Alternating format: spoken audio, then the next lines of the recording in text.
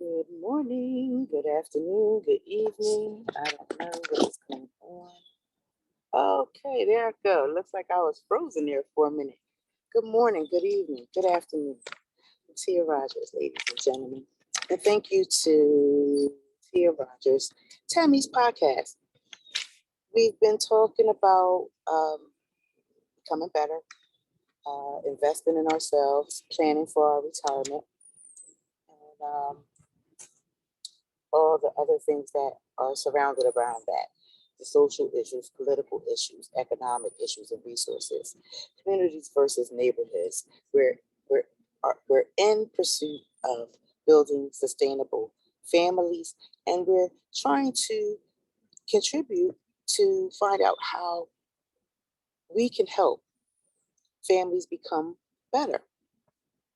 So um, I've been doing some studying and just going in and finding some information out that was new information to me.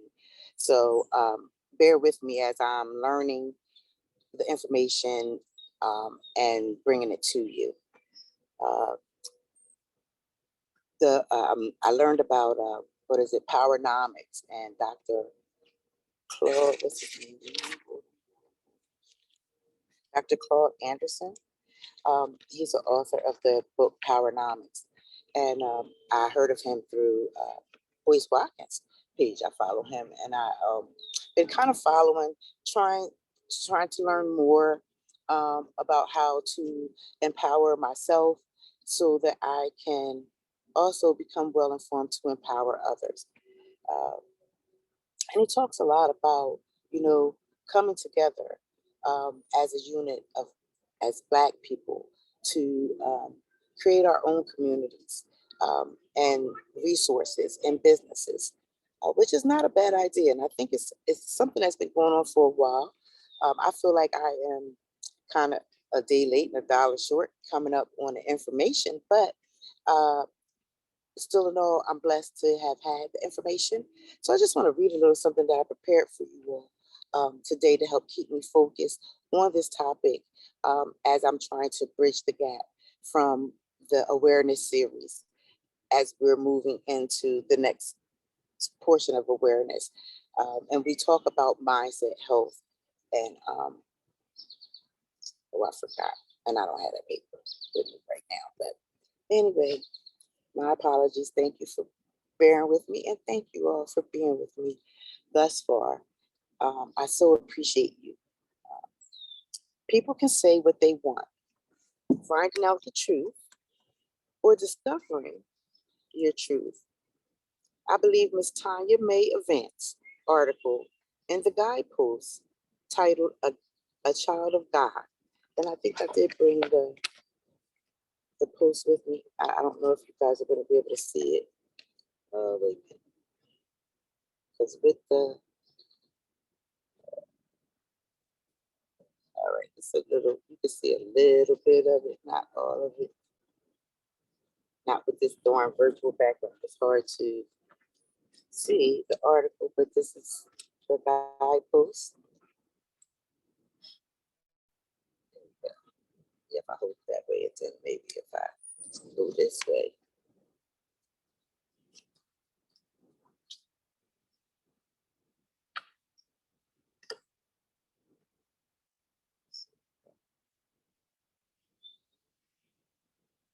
There it is. A Child of God, the article. Very good article.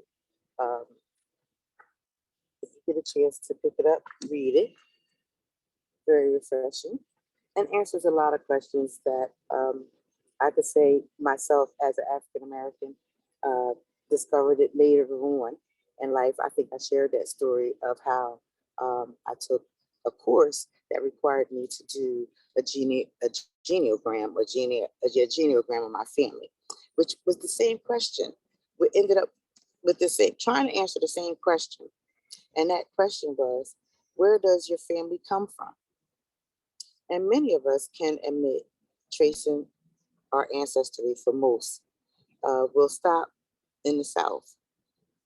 Some are able to trace their family back to the motherland, but the journey has a lot of cutoffs and add-ons, really describes a journey of the family, marriages, divorces, or sale of spouse, son, daughter, etc. We live in a country that operates from cons- constitution, policy, and laws. My early writing expressed that those who are elected officials and government positions go back and take a look at and address and make changes to the article in the We the People Declaration of the Constitution that states three-fifths of a person. If you visited Tammy's dot shop, you could take a minute and read the article's blog. This journey has been nothing but amazing. The whole roller coaster ride called life. Along the journey, one can have many mentors, coaches, teachers, and whom we as individuals deem a leader. All throughout life, you are consistently learning and unlearning, only to relearn just how powerful you are and what you're capable of and can actually accomplish in our lives. Despite the 1789, We the People, that describes a group of people as indebted, in bondage, property, three-fifths of a being, equal to a field animal, leaving them no rights as a group of people. Somehow, they, they seem to still make it through.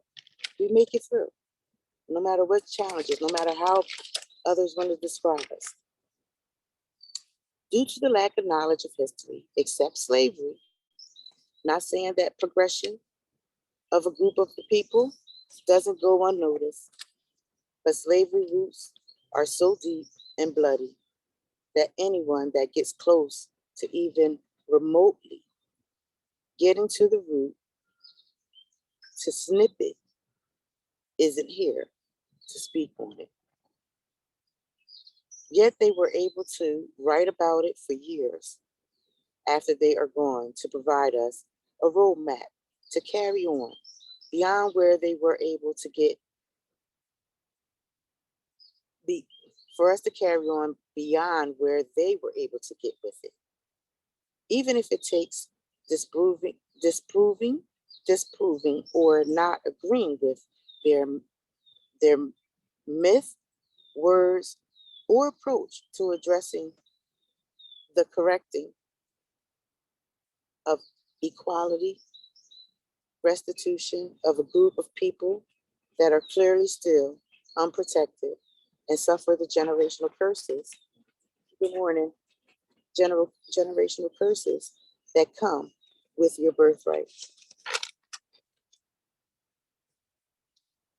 I want to distinguish the difference of private property versus public property, which is owned by a state entity, and from a collective and a cooperative property, which is owned by a group of non-governmental entities.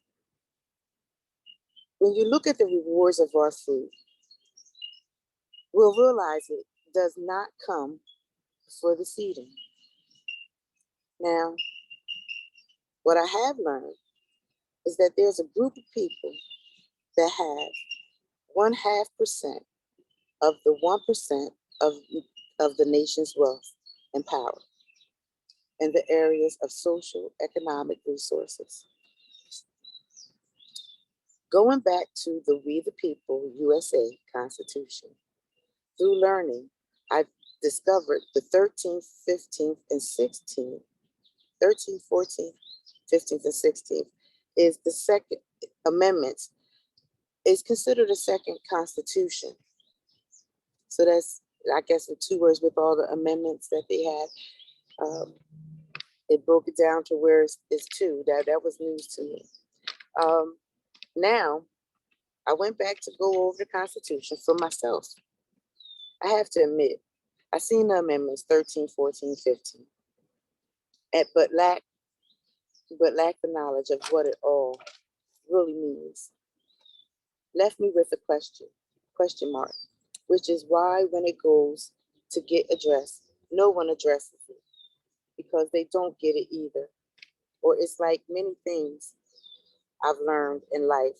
It's not important because it only affects those who are part of the 1/2% of wealth and power. It's proving that a group of people have three options in their life, and they are according to Dr. Claude Anderson, author. Dr. Claude Anderson, author, who is the author of Powernomics, the National Plan to Empower Black America, Black Labor, White Wealth, The Search for Power and Economics Justice, Dirty Little Secrets About Black History, Its Heroes and Other Troublemakers, a Black History Reader 101, question, questions you never thought to ask. Please pick those books up. Pick those books up if you are interested in learning more. It's a very interesting topic and it's so in depth. It takes some time. You have to study on it and make sure that you know what you're talking about and you understand. Um, Now have I not had the opportunity to, now I have not had the opportunity to read them all. However, I have been following his work on YouTube while I work toward the book orders. The rewards of the art of investing.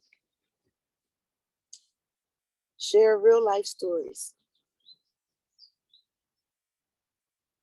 Who's okay? All right. Okay, all right. I can't even read my own notes, y'all. I wrote this out because it was important. If there's a group of people that has 1/2 of the 1% of the nation's wealth, how can we increase that percentage?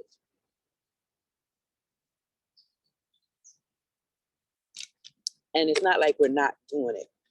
I think it's improving, I guess, when they go back and look over time, because I'm not sure around what time Powernomics was written, but Dr. Anderson is, he's our elder and he comes with a lot of wisdom and knowledge. So his information may have differed by now. I don't know. I have to do the research and inquire more to get it. But when you look at it overall, from know, knowing who you are, where you come from, is a big part. And a lot of us struggle with that. We can always, well, I can only speak for my experience, and all I can say is that I know that it's a melting pot.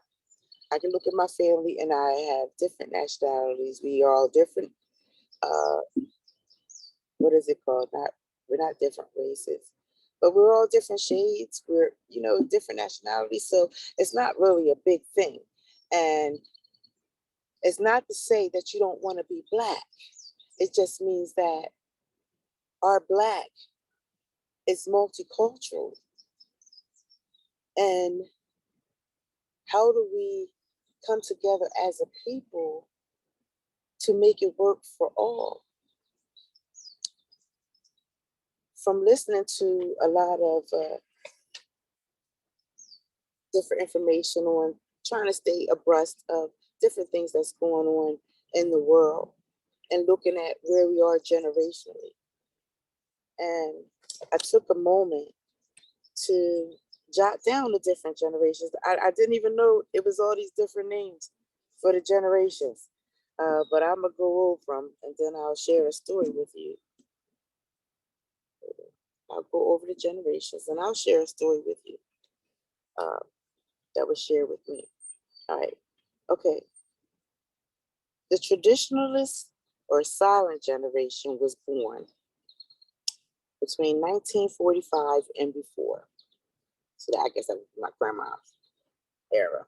Then there's the generation of the baby boomers, and they have them pegged from 1946 to 1964. Then we have Generation X, which is born between 1965 to 1976. Then we have the millennials, Generation Y, X, and Z. And then there's an iGen, or they call them centennials. This group is born between 1977 to 1995. And the, what is it, from 1996 to 2015 is the Generation Alpha. And that's going to be all the way up to 2025, which is not that far away, guys. But I saw that, I said, wow, all these different generations, and the generations just represent that that a group of people that share same characteristics, preferences, values over a lifetime. You know, they have consistent level genetics.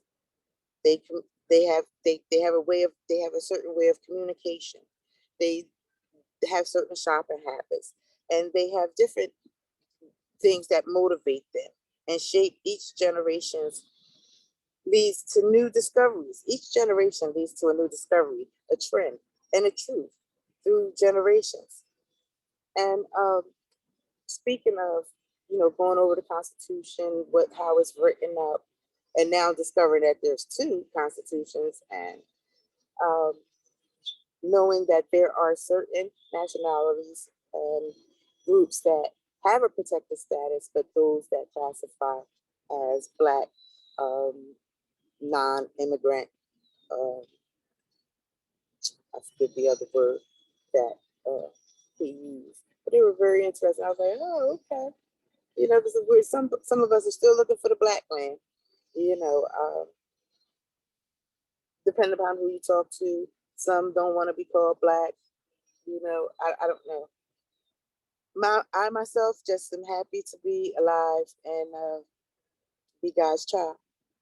Like Miss Tanya May Anvin's article states, our parents and their parents may not be able to tell us and decipher, where the lineage, how far back your roots go to. And when you come across that challenge, because we have to socialize, we are in the world, we're a part of the world, and we come across people that, may have the privilege to know their nationality. They may have the privilege to know where their roots come from. And that's all well and dandy. But for those of us that may not necessarily have a root base or origin, except for these lands here in the great US of A. To narrow it down, it simplifies it because God created all of us. He wakes us up every morning, gives us breath in our body and life to get up and accomplish whatever we want. Despite what is written in the Constitution, despite what challenges and struggles as a people and peoples may go through, they're still overcomers. They're still achievers. And how is that? Where does that come from? It comes from individuals coming together, having like minds, similar interests, and a certain motive to contribute and make this world better, to uh, ensure that the next generation will be in a better position, um, able to have more opportunities. And I can say that over time, uh, there's plenty more opportunities. But what I'm noticing now is that we're slowly but surely shifting. We go to work, we have our norms, but even the workplace is changing. We're doing the remote working. Um, we're doing, our best to still service populations, keep everyone safe and sound. I don't think we'll ever go back to quote unquote normal, but my concern is, how do we counteract and help others that may fall underneath the group that is handling disparities? How can we help them? Is it education? Um, is it providing them the tools that they need to get from where they are to where they would like to be? Do we even know where they like to be? Are they happy and okay with where they are in life?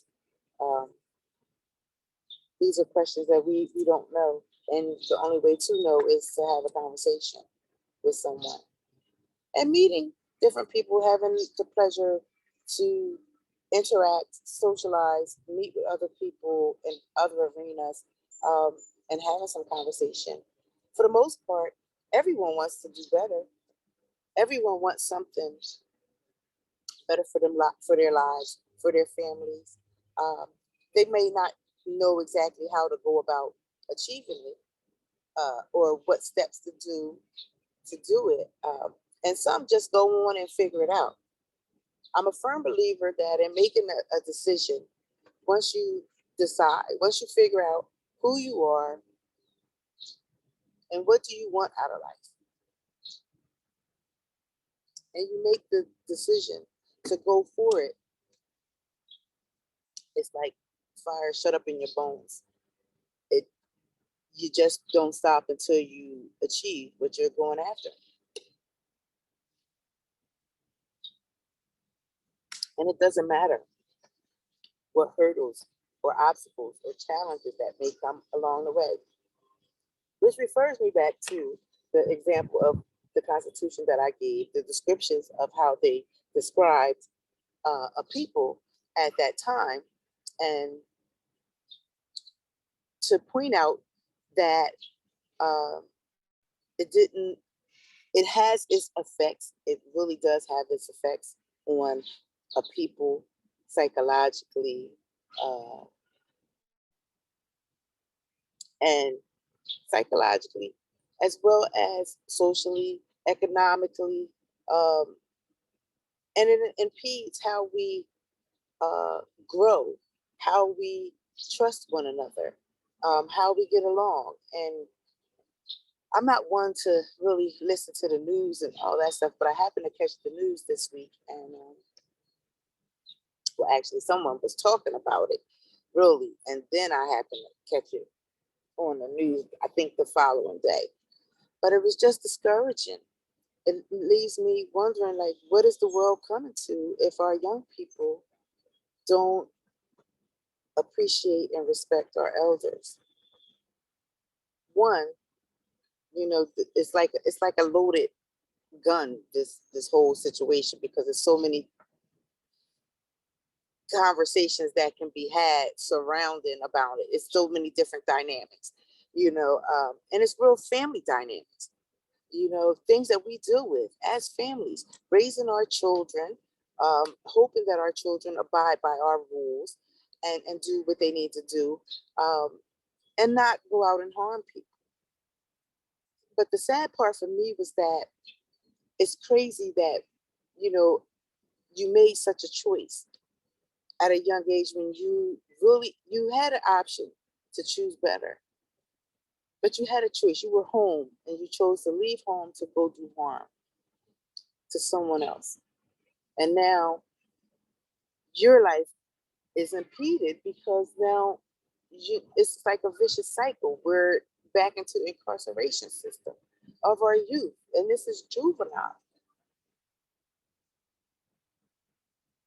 How do we save our babies? How do we help our babies make better choices and decisions? Who's at fault? Who's at blame? Uh, it's really hard to, point the finger to see who's at blame because everybody plays a part. Everybody plays a part. But most importantly, those children made a clear decision to do what they did. And that's the scary part. Out of all the choices you could have made better choices. But now we got to save the babies. We got to look after the babies. We got to make sure that they receive whatever consequences for their actions that they receive. But we need to build these babies up. And I call them babies because they are babies. What they did was horrendous, but it's only, to me, it's like a hidden sign cry for help. Our children are crying out for help. Are we missing signs in our household? Are we not taking notice of our communities? And I tell you, it bothers my brain because one morning I got up to go to work. On my way to work, I'm driving, and I see the police officers out. Here we have someone, it was a body. A person had passed away over there. I don't know the circumstances of whatever, but um, if you're familiar with the area where I live, you kind of know what some of the ills are in the area, and it just puzzled me that like this is my view on my way to work. You know what I mean? Every morning, um, you have the option to go other ways, but no matter where you go, you're gonna come across something. Maybe not as bad as that, but so I have to take other ways to go to work because you want to have a positive frame of mind going in. That's why we talk about mindset, our environment, um, health and well-being, but it impacts us as individuals and families and our communities. And that incident was the perfect example of how just in a blink of an eye something can go wrong. And how do we correct that? I don't know if that's as easy as like education or if it's going to require a little more. That's probably going to require a little bit more when it comes down to real family dynamics because you have to look at the whole everything. You have to look at the psychosocial assessment of the entire family and the children involved, as well as find out what was the what was the purpose of it all. What was the purpose? But it was just a sad occasion. Oh God, what did I do? A sad occasion to hear that and have that even going on today as we're working to build sustainable families, teaching them how to better manage their finances, build their financial portfolios so that they can be better situated in the future.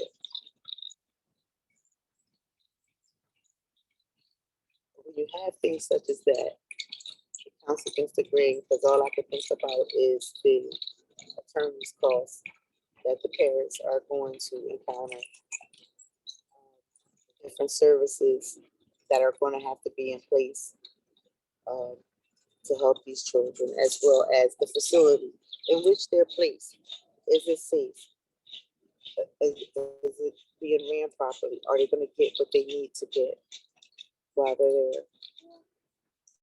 And juvenile justice has a little place in my heart um, because of my background and dealing with youth and having the experience to work in and out of group home settings and uh, corrections and working with them. And a lot of them are really bright, but they're afraid for some reason. They're afraid to take responsibility for their life and make a decision to do the right thing that is going to put them in a better place as they go older. As they grow older. I don't know, did we all have that block coming up? Well, I know when I was younger, I didn't really think too much. You know, you live at home with your parents. Life is great. You don't really have too many worries because you're not paying bills because you're living home. It depends upon the age. That depends on the age. Um, but still in all, life is pretty good when you are young, when you live at home. You don't have a lot of cares. All you can think about and imagine is the kind of life that you want to have when you grow up. But it saddens me because it's like, do our children have dreams? Are they dreaming? Where did we kill their motivation? Where did we go wrong? And I say this because I had a conversation with one of a close family member. We were all together um, over the weekend, and we were talking about the different generations, the difference in the communities versus the city, and outside of the city, the suburbs.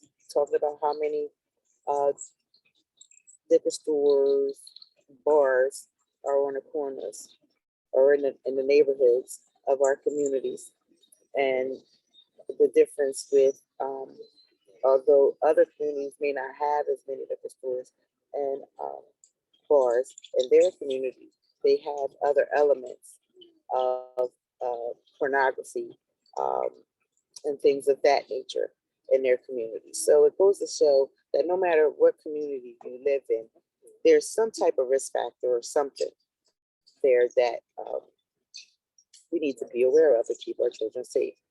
Um,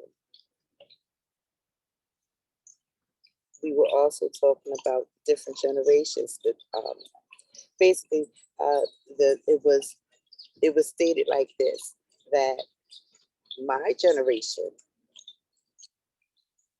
was the downfall of the the generation that we gave birth to. Not so much the downfall, but misinformation. There was a lot going on in those eras. And we talked about the different things in place, what the war on drugs. We talked about that and the whole dynamics behind the war on drugs um, when it was in place. However, at that time, I think we had a lot of high drug usage. I think that was around the time when uh, crack cocaine came into the picture, and we had a high rise in AIDS awareness. So we were tackling drugs, AIDS awareness, as well as teen pregnancy during that era. And somewhere our children are looking at us and saying, "We dropped the ball. We dropped the ball in properly sustaining them to achieve at their level in which they are." And we also talked about how,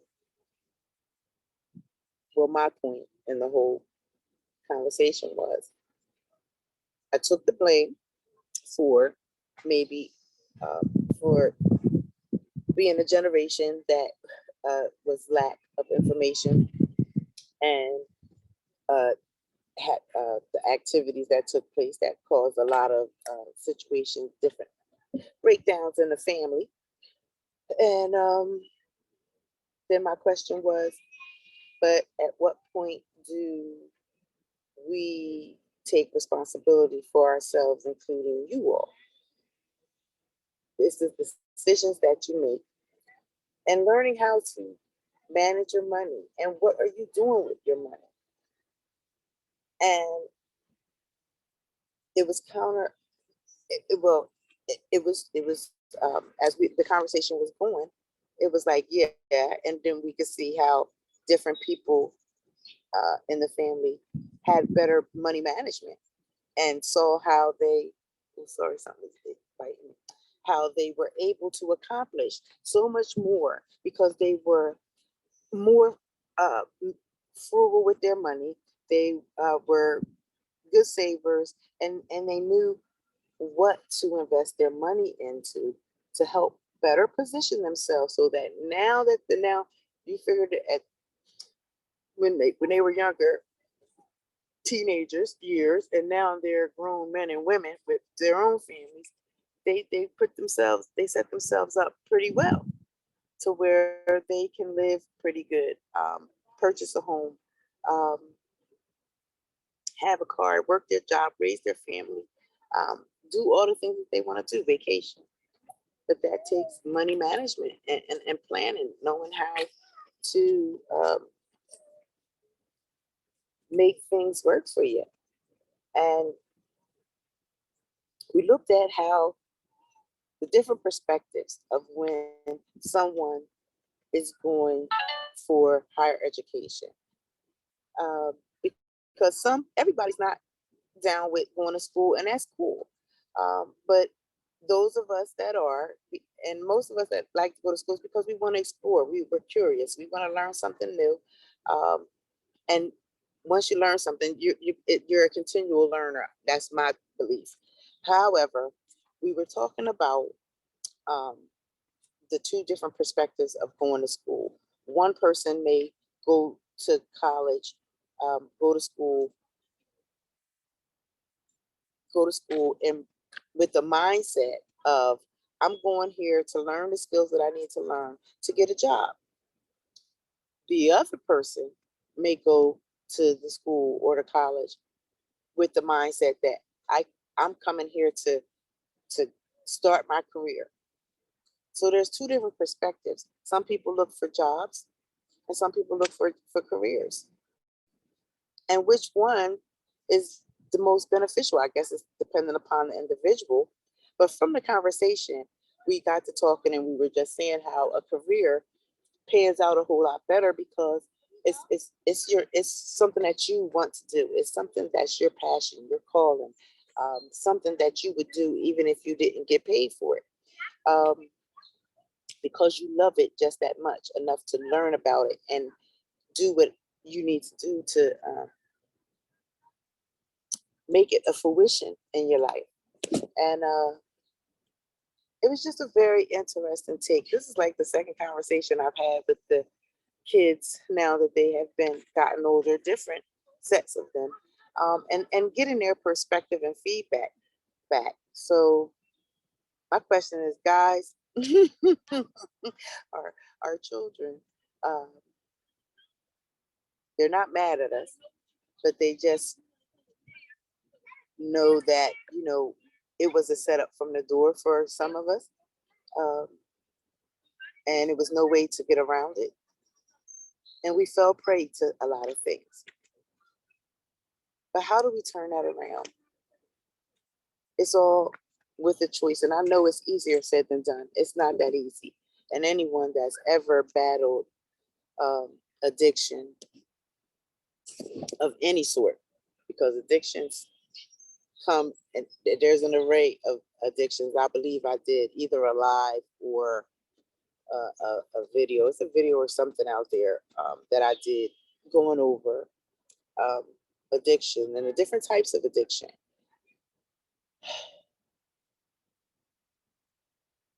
But at some point, where do we begin to start bridging the gap so that the generation that follows under us, and it's so funny because our children are blaming us, and what are their children going to say when they come up? You got to look at your life and see, where am I at now? Where do I want to be 5, 10 years from now? Especially starting out as a new parent. Sorry guys, I'm in the park. I wanted to come out and just hang out and hear some birds. This one, I needed to touch nature. Um, Setting goals for your life.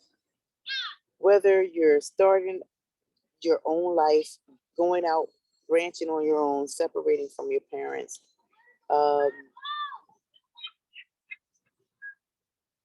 starting a new life for yourself, or getting married, starting a family. All of this takes planning, and you need to plan for the long term. It's good to learn what are the things that you can invest your money in that is going to help you to sustain down the line, because rewards of our fruits we have to seed first. So we're always planting. Sometimes it's just regular conversation. Sometimes it's a formal uh, webinar lecture session. And however you're getting the information, what are you doing with it? Are you applying some of it into your life? Have you looked in to see uh, what's the best what's the best route for you? And are you going to have to learn about what it is that you're investing in? I say yes, yes, yes, and yes to everything. Because life is about learning. You should learn something every day about life. Uh, Waking up every morning with an attitude of gratitude that you're still here. We all get the same 24 hours in a day. And it's, it's how we use our time that makes the difference. You actually can get a lot accomplished, really, throughout a day. Sometimes you have to remind yourself, set the alarm so that you can go to bed uh, at a decent hour so that you'll be rested, because rest is very important. It's been an amazing journey, and I don't regret not one thing. I am who I am, and all I can be is her. All I can be is me. And I just want to do my best to help the next person along. And a lot of times we want to know what that helps look like, right? We want to know how we helping them, who we helping. You don't know that part. You can try, you can talk to different people, but in the scheme of things, somehow you really don't know that part. That's the part that's the unknown. But if you get yourself in alignment, get yourself focused, find out what your interests, what your passions are, and go for it. What does your life look like? What do you want your life to look like? Are you living the life that you want to live?